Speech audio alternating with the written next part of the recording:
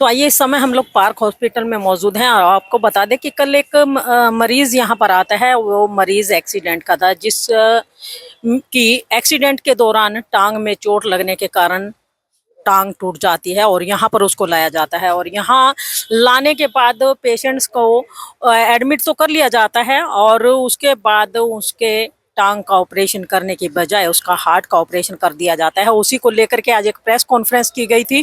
Press conference में क्या कुछ कहा गया वो भी आपको सुनवाएंगे। फिलहाल हम लोग देख सकते हैं आप पार्क हॉस्पिटल में मौजूद हैं और आए दिन ये हॉस्पिटल विवादों में रहता है। विवादों का कारण यही रहता है कि मरीजों की शिकायतें रहती हैं, मरीज के साथ बीमारी कुछ होती है लेकिन इलाज किसी और चीज का किया जाता है। अब क्या कुछ विशेष है आज की प्रेस कॉन्फ्रेंस में, आइए सुनते हैं प्रेस कॉन्फ्रेंस के दौरान। मंगलवार को हुआ था गाजियाबाद में और मैं यहाँ पे लेकर आया था। मुझे पता लगा था यहाँ पे बढ़िया ट्रीटमेंट होता है और मैं आया था यहाँ पे भर्ती करवाया 24/7/26 को। और इन्होंने मुझे बोला कि मैं यहाँ पे बढ़िया ट्रीटमेंट होगा और आप यहाँ पे मुझे फ़ोन करके बुलाया था, नंबर दिया था नितिन जी का। उन्होंने मुझे फ़ोन करके बुलाया जितनी जल्दी हो सके उतनी जल्दी आ जाओ और जल्दी से जल्दी तुम्हारी ट्रीटमेंट हो जाएगी। और इन्होंने उसमें वहाँ गाज़ियाबाद हॉस्पिटल में जो सरकारी में मैंने जांच करवाई थी वहाँ पे कोई बीमारी नहीं थी और इन्होंने अपने मन से बीमारी बना ली। और इन्होंने आयुष्मान कार्ड को मुझे बताया मैंने कि आयुष्मान कार्ड से पैसे निकालने के लिए इन्होंने दिल की बीमारी बना ली। कोई बीमारी नहीं थी। मेरे पास सारे डॉक्यूमेंट पड़े हुए हैं गाज़ियाबाद के जो हॉस्पिटल के सरकारी के हैं और उस पर मम्मी का अंगूठा भी लगा। और इन्होंने क्या किया, जब मैंने मना कर दिया था कि नहीं करना है ये दिल का वो, तो इन्होंने भाई का झूठा हस्ताक्षर लेकर और अपना उनसे नाम पूछ के और अपना साइन करके और इन्होंने मम्मी के दिल पे वो डाल दिया छल्ले। और इन्होंने कहा कि जब मैंने इनसे बोला कि ये जब इनकी मम्मी की मेरी डेथ हो गई, जब मैंने इनसे बोला कि ये ऐसा कह रहा है कि तुमने किया है, तुम्हारे किया, जब मैंने इनके साइन मिलाए मेरे भी साइन झूठे कर लिए इन्होंने कि डिस्चार्ज कॉपी पे मेरा झूठा साइन कर लिया इन्होंने। और इनको मैंने बोल रहा हूँ तो ये मुझसे बोल रहे हैं कि 12 लाख रुपए ले लो यहाँ से डिस्चार्ज और समाधान कर लो, किसी को कुछ नहीं देना, पुलिस वाले को भेज दो। ऐसे ही उल्टा मैंने मना कर दिया। जब मुझसे बोल रहे हैं कि तुम जाओ जो कुछ करना हो कर लो, वह कह रहे, मैंने कहा कि मैं यहाँ पर मैं अपनी जान दे दूँगा, फिर भी कह रहे कि तुम कुछ भी कर लो मगर यहाँ पे हम तुम्हारा कुछ भी नहीं होने दूँगा और पुलिस जो भी आएगी उसको मैं पैसे देकर निपटा लूँगा। ये मुझसे यहाँ की सीओ ने बोला है। और यहाँ पे जो उनका सीओ का मुझे नाम नहीं पता है, ऑफिस में बैठाल के मुझे ये बात किया। लेडीज़ थी उन्होंने। क्या नाम था आपकी मम्मी? मेरी मम्मी का नाम गुड्डी देवी था और पिताजी का नाम भगवान दिन है। मेरा नाम कुलदीप सिंह है। कितनी उम्र थी? मेरे मम्मी की उम्र है 42 साल और उनका कोई बीमारी नहीं है और इन्होंने अपने मन से बीमारी बना ली थी। और मेरे मम्मी की पैर की हड्डी टूटी थी और इन्होंने अपने मन से बीमारी बना ली दिल का। अब ये मुझसे, मैं इसको चाहता हूँ कि ये हॉस्पिटल सील होना चाहिए। क्या नाम आपका? मेरा नाम कुलदीप सिंह। ऐसे में उन्होंने कहा कि बिना एनजीओ के इसे कंफर्म करना कि रिस्क नहीं होगा ये मुश्किल है। इसके बाद मरीज को फिर एनेस्थीसिया पीएससी जो एनेस्थीसिया कर रहे थे उन्होंने इस चीज़ को देखा और इसके बाद उन्होंने इसके लिए कहा कि जब तक कार्डियक से क्लियरेंस नहीं होगा तब तक हम इसके आगे कोई कार्रवाई नहीं करेंगे। तब हमारे कार्डियक क्लियरेंस के लिए फिर हमारे रिलेटिव को बुलाया और हमने उनको समझाया कि इनकी सर्जरी अभी हार्ट की हड्डियों की नहीं हो सकती क्योंकि इनके हार्ट बहुत कमज़ोर है और वो शायद ये सर्जरी अभी बर्दाश्त ना कर पाए। ऐसे में उनका पहले हार्ट का इलाज कराएं तो बेहतर रहेगा क्योंकि मरीज़ को अभी भी सीने में तकलीफ हो रही है। जब उनके रिश्तेदार को ये सारी बात बताई गई तो उन्होंने इस बात की सहमति दी और फिर हमने आयुष्मान कार्ड के तहत ही उसका परमिशन हमने पहले डाला। फिर एंजियोग्राफी की हमने पहले सर्जरी की परमिशन नहीं डाली। जब हमने एंजियोग्राफी और प्लस माइनस पीटीसी यानी कि अगर एंजियोग्राफी में ब्लॉकेज आती है सिग्निफिकेंट तो हमें स्टेंट डालनी पड़ेगी, इसकी परमिशन पहले डाली जाती है। वो हमने डाली जिसपे कि मरीज के रिश्तेदार के साइन है, वहाँ उसने खुद साइन किया। उसका अगर आप कहेंगे तो उसका वीडियो फुटेज भी है, वो भी हम आपको शेयर कर सकते हैं। वो तभी वो साइन करता है जब उसको पता हो कि ये हार्ट के डॉक्टर के अंदर फाइल बन रही है और हार्ट का डॉक्टर उसका एंजियोग्राफी और बाद में उसका स्टेंट भी करेगा। उसके बाद ही हमने उसको आगे लिया। और ये ही नहीं, इसके बाद हमने आयुष्मान कार्ड के तहत जब उसको डाला तो हमने वेट किया पहले परमिशन आने का। जब आयुष्मान के तहत उसका परमिशन आ गया कि आप इसका कर सकते हैं, तब हमने उसको शाम को उसका फिर एंजियोग्राफी के लिए कैथ लैब में लिया, जिसमें कार्डियोलॉजिस्ट को हमारे पहले से पता था कि इसमें स्टेंट की आवश्यकता पड़ेगी क्योंकि हार्ट बहुत कमज़ोर था, 30% ईएफ, और वही निकला। उनका एक जो नस है वो लगभग 100% ब्लॉक है और दूसरा नस लगभग 80% ब्लॉक है। और ये हमने मरीज के रिश्तेदार को कंसोल रूम में दिखाया भी। अनफॉर्चुनेटली हमारे पास उसका वीडियो फुटेज नहीं है क्योंकि वहाँ कोई CCTV नहीं है, तो मैं वो भी दिखा दूँ। वहाँ हमने कंसोल रूम में उनको ब्लॉकेज दिखाई है कि इतनी ब्लॉकेज आई है और आपको इसमें स्टेंट डालना चाहिए, नहीं डालेंगे तो स्थिति खराब हो जाएगी। उन्होंने उसके लिए टाइम लिया और अपने बड़े बेटे से बात भी करी, लेकिन उसी दौरान मरीज का चूंकि टेबल पे ही था, तो ऐसे में कार्डियोलॉजिस्ट ने कहा कि आप जो भी लें थोड़ा डिसीजन सही ले लें, ना करना है तो भी हमें ICU में शिफ्ट कराना पड़ेगा क्योंकि मरीज को ऑनगोइंग चेस्ट पेन हो रहा है और ऐसी स्थिति में वैसे नहीं छोड़ सकते। तो फिर हमने फ़ोन पे उनसे बात की क्योंकि उसके बड़े लड़के आ नहीं पा रहे, तो जब हमने फ़ोन पे उन्हीं के फ़ोन से बात करी, उनको फ़ोन पे ही पूरी काउंसलिंग करी और तब हमने उसके बाद उसको स्टैंड के लिए लिया। ये अनफॉर्चुनेट रहा कि उनके जो फादर और छोटे बेटे थे उनको उनका कहना था हम इलिटरेट है, हमको साइन करना नहीं आता, इसलिए उन्होंने वहाँ पे साइन नहीं किया। लेकिन उनके बड़े बेटे से पूरी फ़ोन पे बातचीत की गई और उसके बाद ही फिर उसके स्टैंड के लिए हमने लिया। ये अनफॉर्चुनेट रहा कि वो जो टाइम डिले हुआ या जो भी हुआ वो मैं नहीं कह सकता, जिसके कारण स्टैंड तो सक्सेसफुली चला गया, ऐसा नहीं है। 2 स्टैंड अच्छे से गए, उसके बाद मरीज बात भी कर रहा था, जिसके बाद हमने उसको ICU में शिफ्ट किया। हाँ, ये जरूर था कि उसके स्टैंड के पहले से ही उसका BP फॉल होने लगा था, जिसके कारण हमने कहा कि आप जल्दी से डिसीजन ले लीजिए। और तब उन्होंने जब स्टैंड के लिए हाँ बोली फ़ोन पे ही, तब हमने फिर उस पर स्टैंड डाला। तब तक मरीज का BP थोड़ा फॉल हो गया था और हम BP का इंजेक्शन लगवा के, जिसको नॉरेट कहते हैं, वो लगा के हमने उसको ICU में शिफ्ट किया। ये फिर अनफॉर्चुनेट रहा कि जब वो ICU में शिफ्ट हो गए, उसके कुछ लगभग मिनटों 10 मिनट के 15 मिनट के बाद उनका जो है अचानक से VT या VF होता है, जो कि स्टेंट पड़ने के 24 घंटे में कभी भी आ सकता है। इसको अरिथमिया कहते हैं। ये एक नॉर्मल प्रोसीजर है, कोई भी कार्डियोलॉजिस्ट आपको बताएगा कि अगर किसी को स्टेंट पड़ता है तो स्टेंट के बाद हमेशा वो ICU में देखिएगा आप कि 24 से 48 घंटे रखते हैं। ऐसा नहीं है कि स्टेंट के बाद तुरंत घर भेज देते हैं। उसका रीज़न यही है कि उसके बाद मरीज को कभी भी अरिथमिया डेवलप होने की संभावना होती है, इसलिए उसको ऑब्जर्वेशन में ICU में रखा जाता है। ये अनफॉर्चुनेट रहा कि मरीज का उस समय अचानक से वो VT या VF अरिथमिया डेवलप हुआ, जिसके बाद पेशेंट को हम सर्वाइव नहीं कर पाए और पेशेंट का इस हिसाब से 1 घंटे के मशक्कत के बाद भी हम उनको बचा नहीं पाए और इस तरह आकस्मिक निधन हो। ये है इसकी वास्तविक स्थिति जो मेडिकली प्रूव।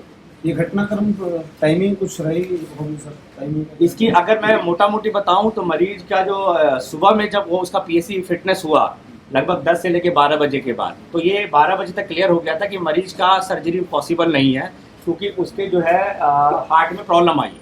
उसके बाद हमने मरीज को समझाया है, जिसके बाद मरीज ने 2 बजे तक में इस चीज़ की सहमति दे दी है कि ठीक है आप करिए। उसके बाद हमने आयुष्मान भारत में उसका कार्ड फिर लगाया है, जिसके लगाने के बाद उसके 3-4 बजे के बाद जब हमने उसके पोर्टल में डाला है तो लगभग 5-6 के बीच में उसका परमिशन आया है और शाम को जब 5-6 के बीच में परमिशन आया है तब हमने फिर उसको कैथलर में शिफ्ट किया। तो सब आपने टेलीफोनिकली परमिशन लेकर ही स्टंट चेंज कर दिया, मतलब उनके साइन वगैरह या किसी तरह की कोई है? बिल्कुल है। जो फाइल बनी हुई है, जो मरीज के आयुष्मान भारत की फाइल बनी है, उसमें उसके बड़े बेटे की साइन ना फ्रैक्चर को लेकर के कहा गया ना जो फाइल बनी है वो कार्डियो के अंदर बनी है, उसमें उसी के साइन है। उनका आरोप है वो गलत है, यही तो मैं कह रहा हूँ। आपने 1 साइडेड स्टोरी सुनी ना, वो मैं आपको बता रहा हूँ। सवाल इसलिए कर रहा हूँ सर, उन्होंने आरोप लगाया। हाँ जी, एक्चुअली क्या है कि जो फाइल है वो हार्ट के डॉक्टर के अंदर बनी है और उसी में उसके साइन है। मैं आपको दिखा दूंगा। सर मैं 2 पेपर आपको दिखाता साइन थे तो टेलीफोन क्या बात कर रहे हैं? इन दोनों के जो आप परिवार वालों के साइन बोल रहे हैं, कुलदीप नाम के जो पेशेंट है, दोनों के साइन आपको डिफरेंस दिखेंगे और परिवार वालों का भी यही आरोप है। ये फर्जी साइन किए गए हैं, यही गलत कहा ये 2 गया। पेपर सर ऑन रिकॉर्ड है, ये आपके ही हॉस्पिटल। हाँ, ये बिल्कुल ये फाइल दोनों के जो साइन है कुलदीप नाम के व्यक्ति के, दोनों साइन एकदम अलग तरीके से हैं। ये जो कुलदीप जो भी साइन है ना सारी चीजों पे, ये उन्होंने यहीं पे किया है साइन।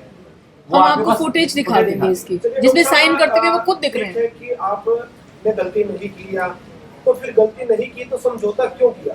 समझौता तो किया ही नहीं। हमने कोई समझौता नहीं किया।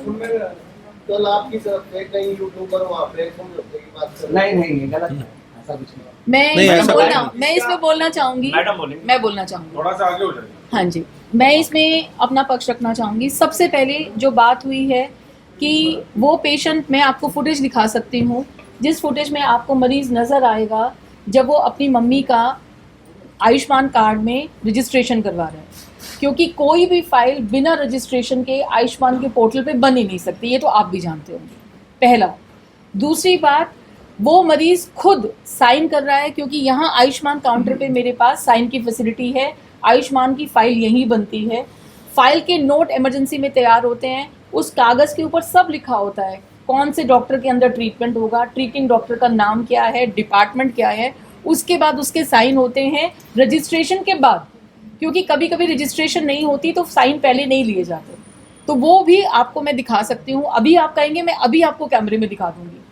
तीसरी चीज़ जो आपने मुझे बोला कि हमने समझौता किया, तो मैं आपको एक वीडियो दिखा देती हूँ जिसमें आपको नज़र आएगा कि वो अपने मुंह से मुझे कह रहे हैं कि आप पैसे से सपोर्ट करिए, फंडिंग करिए, सेटलमेंट करिए, जिसको मैंने सिरे से नकारा है कि हम ऐसा कुछ भी नहीं करेंगे, हमने आपसे एक भी पैसा नहीं लिया, तो हम एक भी पैसा आपको वापस नहीं देंगे। और ये रिकॉर्ड जो है मैं अभी आपको इसके बाद ज़रूर दिखाना चाहूँगी कि आप मेरी बात पे भरोसा ना करें, आप ज़रूर देखें।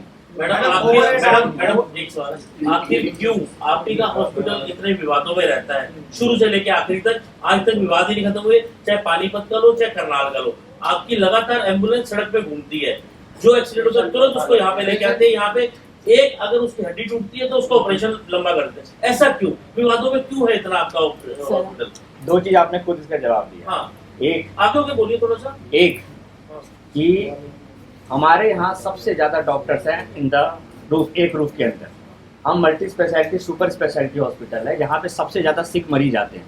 हर लोग जब थक हार जाते हैं तो हर मरीज को यहीं भेज देते हैं। इसके कारण हमारा जो डेथ है वो हमेशा से ज़्यादा होगा, क्योंकि हम सुपर स्पेशलिटी हॉस्पिटल है।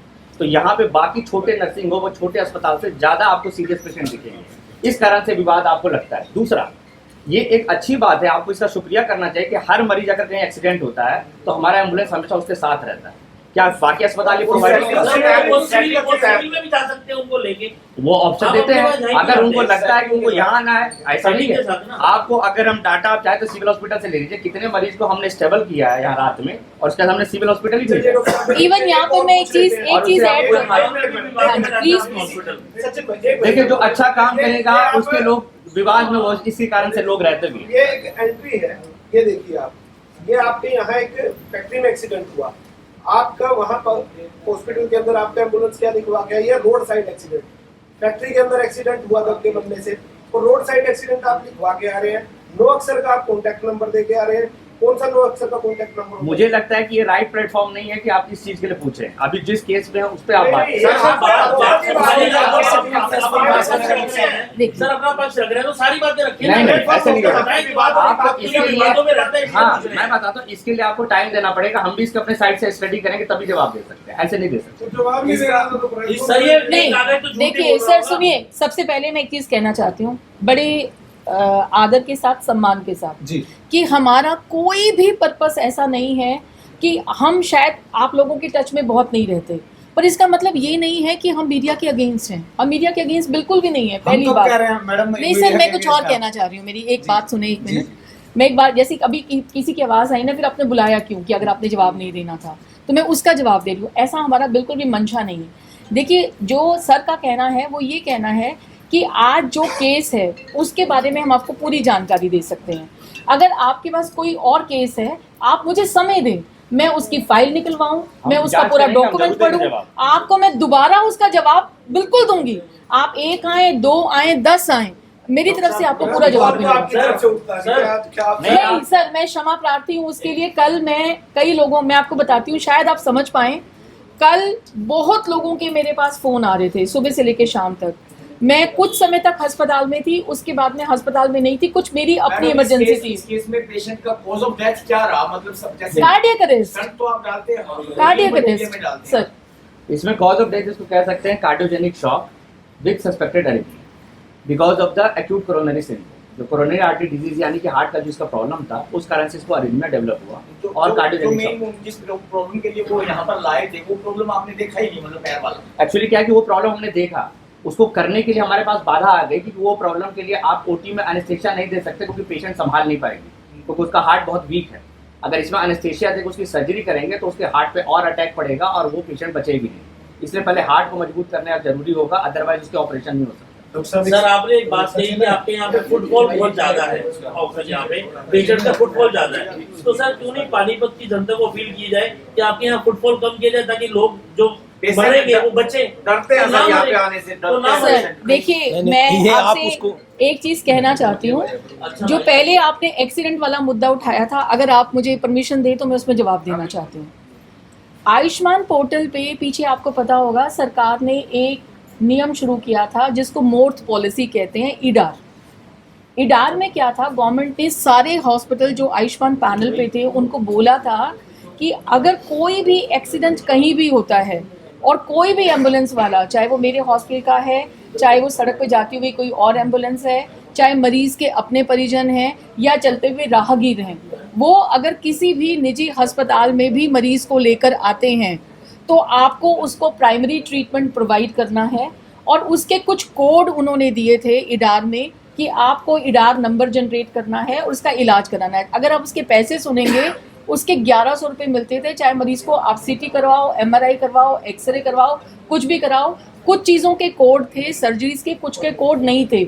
हमने सरकार के नियम को इतनी जुडिशियसली माना, मैंने ज़्यादा नहीं तो 6 महीने ईडार को रेगुलरली फॉलो किया।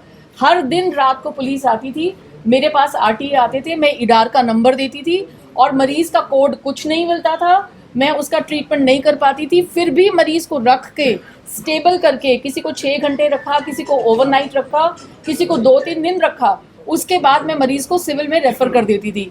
आप बिलीव करेंगे, उसका हमें कभी कोई पैसा नहीं मिला और हमने कभी इस बारे में बात नहीं की। ये सिर्फ मैं आपको जवाब ये दे रही हूँ कि पार्क अस्पताल कम्युनिटी वेलफेयर में बिलीव करता है और कम्युनिटी वेलफेयर में हम बढ़ चढ़कर हिस्सा लेते हैं। और हमारी एम्बुलेंस जाती है, फुटफॉल ज़्यादा से कहने का मतलब सर का ये था कि ये एक ऐसा अस्पताल है जहाँ पर सिर से लेके पैर तक सभी बीमारियों के डॉक्टर अवेलेबल हैं। तो क्या होता है, एक मरीज़ कहीं भी इलाज कराता है, सबकी प्रेफरेंसेस हैं, किसी को कोई डॉक्टर पसंद है, किसी को कोई हॉस्पिटल पसंद है, जब तक उसका इलाज अच्छे से होता है वो करवाता है। बहुत सारे मरीज़ ऐसे होते हैं जो यहाँ से PGI रेफ़र हो जाते हैं, दिल्ली रेफ़र हो जाते हैं। बहुत सारे मरीज़ इतनी दूर नहीं जाना चाहते, वो रुक कर रास्ते में हमारे पास आ जाते हैं। ऐसा नहीं है कि हम सबको बचा पाते हैं, पर क्योंकि हमारे पास ICU बहुत स्ट्रॉन्ग है, सारे सुपर स्पेशलिस्ट अवेलेबल हैं, ब्लड बैंक है, रेडियोलॉजी डिपार्टमेंट पूरा है, MRI, CT scan, ultrasound, X ray, और इसके बाद फार्मेसी है, फिजियोथेरेपी डिपार्टमेंट है। तो हमारी पूरी कोशिश रहती है। बहुत सारे मरीज़ ऐसे आते हैं जो इंट्यूबेट होने के बाद भी एक्सट्यूबेट हो जाते हैं और ठीक होकर घर जाते हैं। कुछ को हम नहीं बचा पाते, ये मैं मानती हूँ। तो सिर्फ यही कारण है कि हमारा नाम सुर्खियों में रहता है कि हमारे यहाँ पे जब भी कोई सिक पेशेंट होगा, वो एक्सपायर होगा, सबके अपने परिवार वालों के साथ संवेदनाएं होती हैं। हाँ जी सर। इतना बड़ा इशू बन गया, आप लोग सिर्फ जुबानी यहाँ पर ब्रीफ कर रहे हो, कोई आपके पास ना डॉक्यूमेंट लेके बैठे, आप साइन सिग्नेचर दिखाओ, हम आपको दिखाते हैं सर। बात नहीं, अभी इतनी महत्वपूर्ण प्रेस वार्ता है। यहीं पे दिखा सर हम दिखा रहे हैं, हमने सब लाए हुए हैं। कोई मेडिकल हिस्ट्री नहीं थी हार्ट की, वो पहले अगर एडमिट कराते हैं तो हार्ट के हिस्ट्री कुछ तो होगी कि आपने बोल दिया 30% कराता हूँ। सर मैं आपको सारे डॉक्यूमेंट दिखा देती हूँ, मैं आपको बिल्कुल सर, मैंने तो सबसे पहले खुद ही बोला कि मैं आपको फुटेज दिखाती हूँ। डॉक्यूमेंट जो साइन जब आपने कार्डियो, सब आपसे सवाल है, कार्डियो से संबंधित जब परिवार से आपने सलाह की और उन्होंने सहमति जताई, वो जो टाइमिंग है, वो जो डेथ और उसके बीच की जो फुटेज है और सिग्नेचर है, जिस तरीके से सवाल आ गया, आरोप वही है, वो आप क्लियर कर दीजिए। महिला के आपने चलाइए सिस्टम चलाइए। के लिए जब कहा कि दिक्कत है एनजीओ के लिए, ये दोपहर का टाइमिंग है वो। हाँ, टाइमिंग क्या है? ज्यादा कुछ याद है आपको कितने बजे का टाइम? अंदाजा तो रहता ही है सर। वो CCTV का क्या टाइम है? आ जाएगी CCTV 3:50 का फिल्म लगे। नहीं वो पहले इमरजेंसी की काउंसलिंग दिखाओ। ये वीडियो शॉट कर रखी है मैंने, जिसमें हाँ वो दिखाओ ना, आयुष्मान पे जो फिंगर लगे हैं वो दिखा दो। पहले इमरजेंसी दिखाओ जहाँ काउंसलिंग हुई है एंजियोग्राफी की। क्या टाइम रहा होगा सर? मैं डॉक्टर साहब आपसे 2-3 बजे के आसपास का है। देखो ये 2-3 बजे के आसपास। सर ये देख लीजिए। रिपोर्टर साहब 2:53 का है। जी यही कंसर्न है, मैं सब कंसर्न की बात। ये है टाइम देख लीजिए सर। वॉइस कैमरा नहीं है सर, एक सिग्नेचर किया गया ना, वॉइस कैमरा नहीं है। नहीं आपने ये देख लिया, आगे करूँ मैं? अब आप हाँ जी। इसके बाद आप दिखा दीजिए आयुष्मान पोर्टल पे जो हम करवा रहे हैं। ये फुटेज भी और जो डॉक्यूमेंट्स भी हैं सारे आपको देंगे। देखिए ये 3:39 डॉक्टर साहब अगर आप सही थे तो आपके ऊपर एफआईआर क्यों हुई? ये आप जवाब एक्चुअली क्या है कि एफआईआर आइडियली होती नहीं है। जनरली जब मेडिकल कोई चीज़ के नेग्लिजेंस कोई पेशेंट डालता है तो आइडियली पहले पुलिस जो है उसको मेडिकल नेग्लिजेंस बोर्ड को भेजती है कंप्लेंट। मेडिकल नेग्लिजेंस बोर्ड ये डिसाइड करती है कि इस पर एफआईआर होनी चाहिए कि, तो आइडियली ये पुलिस वाले से पूछे सवाल कि उन्होंने एफआईआर की। मतलब पुलिस ने अपना काम बखूबी नहीं किया, गलत एफआईआर करी है, आप ये कहना चाहते हैं? जी अब आपने दोबारा ये हमने रिक्वेस्ट डाली है उनको, आप उसे एक लेटर दिखाइए ना, वो लेटर दिखाओ एक मिनट फटाफट। इसमें साइन हुए हैं जिस बंदे कॉपी देंगे हम आपको। आप ये कह रहे थे कि इसमें साइन हुए, सेकंड जो साइन हुए हैं वो बंदा दिखा दो आप, आपके पास तो साइन है। ये हमने एक लेटर है जो हमने आज पुलिस डिपार्टमेंट में भेजा है, आपको मैं कॉपी सबको दे दूंगी। इसमें हमने लिखा है, इसमें हमने स्पेशली लिखा है कि आप एफआईआर दर्ज अस्पताल के खिलाफ नहीं कर सकते क्योंकि कोई भी नेग्लिजेंस अभी तक प्रूव नहीं हुआ है। पोस्टमार्टम के बाद एक कमेटी बनती है, वो कमेटी जो है वेरीफाई करती है सारे तथ्यों को और उसमें अगर अस्पताल गिल्टी पाया जाता है तो उसके ऊपर एक्शन लिया जाता है। कंप्लेन करने का राइट सभी का है, कंप्लेन की जा सकती है लेकिन एफआईआर नहीं की जा सकती। मैडम नहीं सर, सर सुप्रीम कोर्ट की अगर आप कहेंगे तो पढ़ दो इसे। तो सर उसी के लिए लिखा है। तो सर मैं आप सभी लोगों को इसकी एक एक कॉपी प्रोवाइड कर दूंगी। मैडम एक चीज और है, जिसने भी बात करी उनके बड़े बेटे से गाड़ियों से मैडम जो एफआईआर दर्ज हुई है ना, के नंबर से किया मैडम जो आप कह रहे हो ना एफआईआर मोबाइल नंबर से फोन किया जो एफआईआर दर्ज हुई है वो फर्जी साइन पे हुई है। एफआईआर जो दर्ज हुई है वो परिवार पर दबाव बनाने से। एक मिनट मुझे भी दीजिए सर, आपने इमरजेंसी में काउंसलिंग करने का वीडियो मैंने आपको दिखा दिया है। अब उन ठीक है सर, साइन करने का दिखा देती हूँ, साइन करने का दिखाइए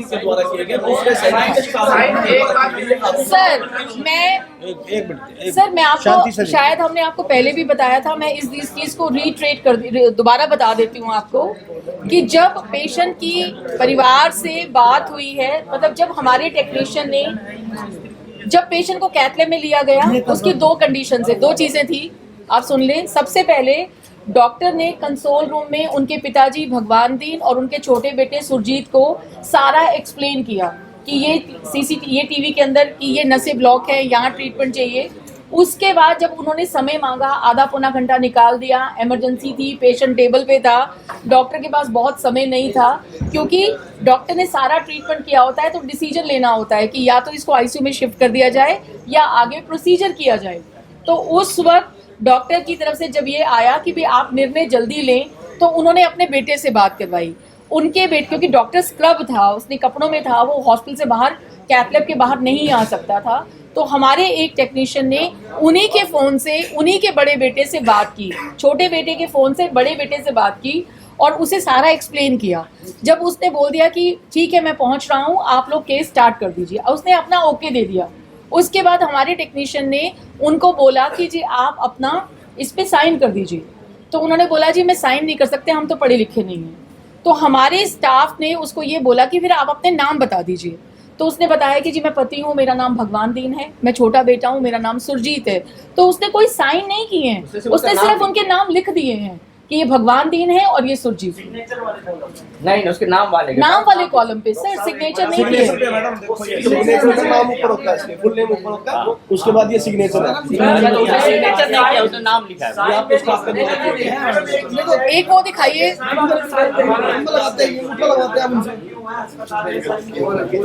नहीं साइन और कहीं नहीं किया, कोई साइन नहीं किया। और जो उनकी फाइल पे इनिशियल और फाइल हाँ जी वो स्टाफ ने नाम लिख दिया, ये हो सकता है उसने गलती कर दी हो, नॉलेज ना हो।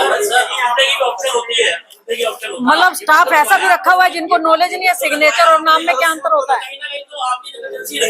उसको नेग्लिजेंसी ना कहें, ये नेग्लिजेंस वर्ड नहीं है बहुत ज्यादा। नहीं सर, स्टाफ नया नया रखा है आपने, पुराना स्टाफ है, उसको ये नहीं पता नाम कैसे लिखा जाता है और सिग्नेचर कहाँ किए जाते हैं, ये नहीं पता उनको। देखिए ऐसा है तो